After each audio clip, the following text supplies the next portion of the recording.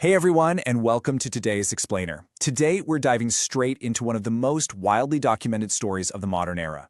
We're talking about the absolute staggering financial extremes of Colombia's most famous drug lord, Pablo Escobar. But, we aren't just doing a history lesson today. We are actually going to dig into the quantifiable digital data that proves our massive, ongoing global obsession with him. So let's just get right into the numbers. Number 7. Just let that sink in for a second.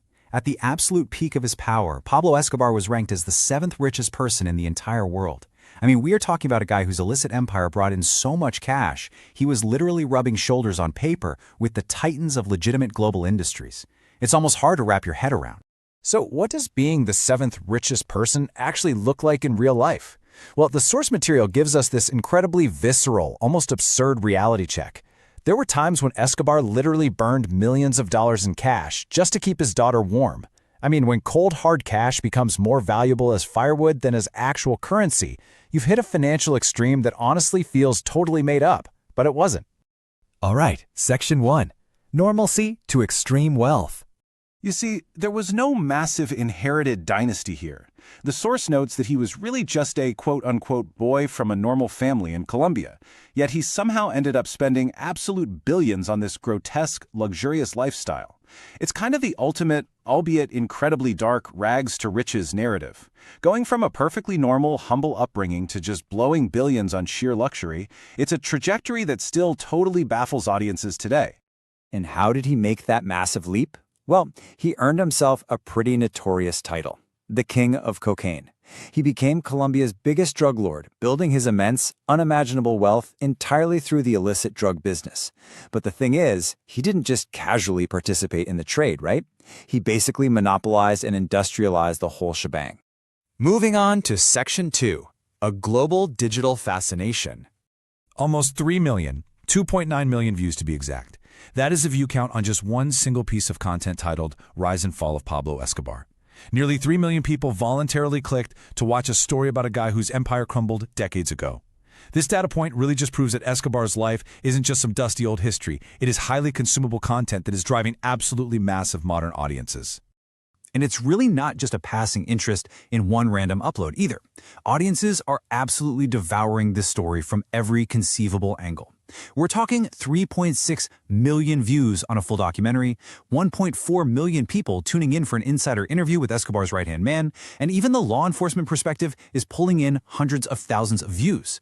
Viewers clearly want the full deep dive. But let's actually zoom out for a second, because this digital fascination, it goes way beyond just Escobar. Just consider the numbers for other infamous historical figures.